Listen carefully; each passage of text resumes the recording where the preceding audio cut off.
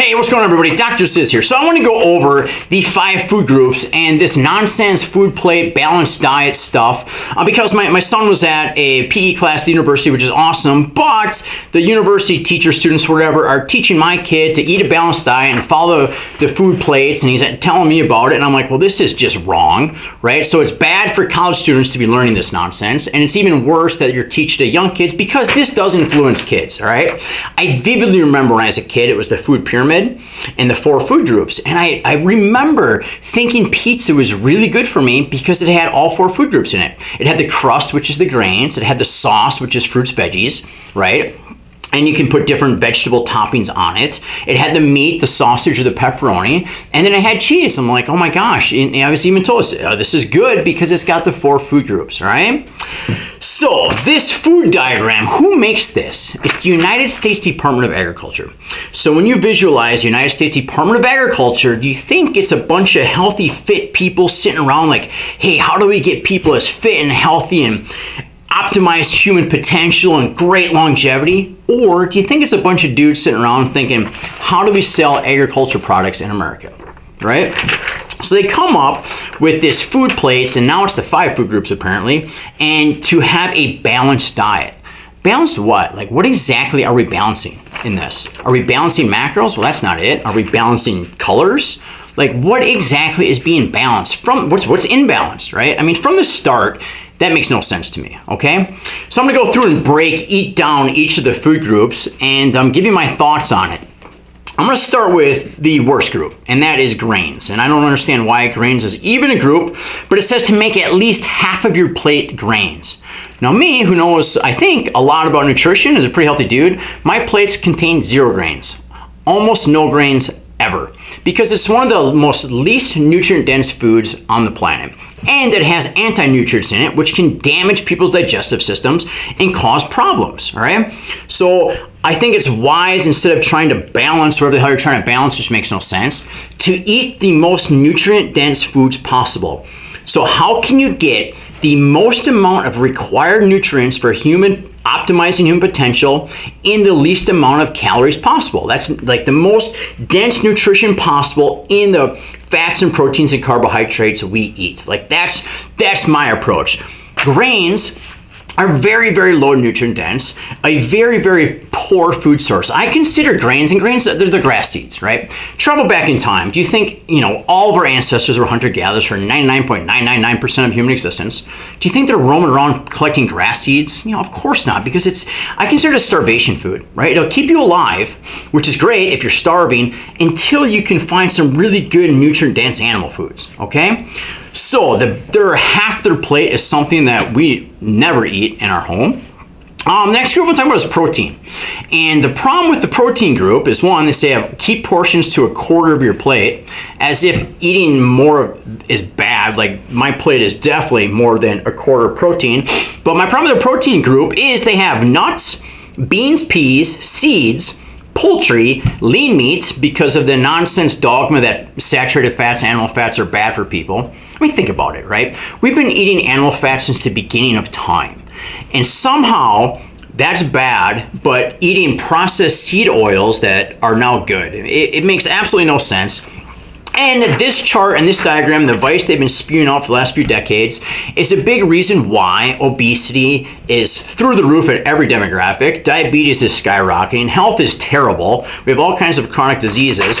It's because of nonsense like this. But in the protein group, they have nuts and beans and peas and meats and soy and eggs. And beans and peas and soy is not even in the same universe as high quality meats, especially organ meats. They should not be anywhere near the same group. It's not even close, right? Like beans and rice and grains, again, it's like more of a survival food. It's not an optimal food. The amount of nutrients, high quality absorbable nutrients you get in 4 ounces of beef compared to 4 ounces of beans, it's not even close. And with the beans, you have saponins and phytic acids and other things that can cause problems for people that you don't get with meat, all right? Big issue with that. The next food group that I have issue with is dairy. Here's the thing. There is nothing in dairy that humans need that you can't get from other high quality foods. Nothing, right? I grew up in a dairy farm. One of the best things I ever did was cut dairy out of my diet. It caused me a lot of issues, sinus issues, terrible digestive issues, snoring, it was just so many of my problems were because of dairy, right? So not only do they recommend you get it every single day, which I haven't had any in, oh my gosh, 15 years now, they recommend low fat. So of the healthiest part of dairy is the fats. They tell you to take that out, right? So this healthy guideline tells you to take out the best part of dairy. So if you're going to eat dairy anything, eat the good fats, especially from high quality grass-fed animals. So when animals are grass-fed, the fats they produce are different, and the fats in their milk is different. Like that is that's something you should strive for, right? It doesn't change the muscles at all, just so you know. So like eating muscle, the meat from a grass-fed versus grain-fed animal is very, very similar, but the fats the milk produced are different, right? And the same with the eggs, by the way. Like the foods given to a chicken has a big impact on the eggs, right? A chicken raised with a really good diet has much higher quality eggs, okay? So there's a big difference there.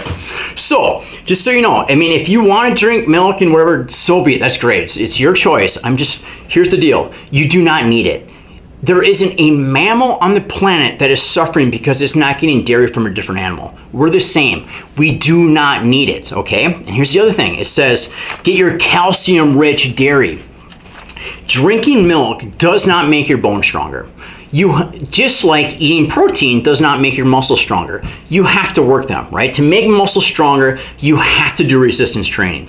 To make bones stronger, you have to do resistance training. To just give someone dairy or calcium pills and think they're gonna make bones stronger, it's deceiving. If anything, those calcium pills are gonna do more to calcify arteries than actually make strong bones, right?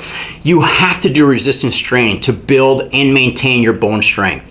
So important. Plus with bone, you need omega-3 fatty acids, which you can get from animals, plus a whole bunch of other minerals that you need. Protein, I mean, it's living tissue. It's wet, right? It's not just like a hard stick of calcium. It's much different than people visualize. But my point is, you do not need dairy, all right? It should not be a part of a balanced diet because you absolutely don't need it. And then the other ones are vegetables and fruits. And the one thing that I have issue with here with the fruits is they have whole fruits. It's preferable to juice, but any fruit counts, 100% fruit juice.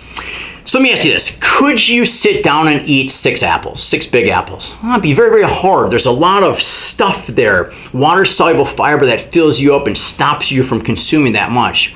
If I squeeze the sugar water out of those 6 apples, could you easily slug that down?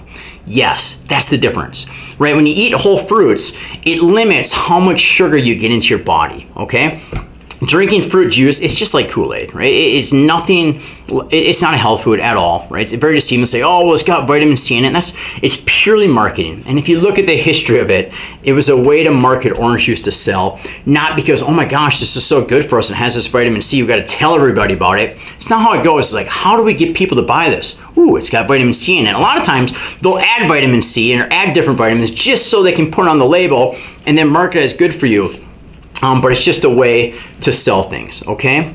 So my approach is much, much different. My goal is maximizing nutrient density in my foods while avoiding anti-nutrients and things that can harm me as much as possible, all right? So there's things in grains that can harm me. There's things in beans that can harm me. There's things in dairy that definitely harm me because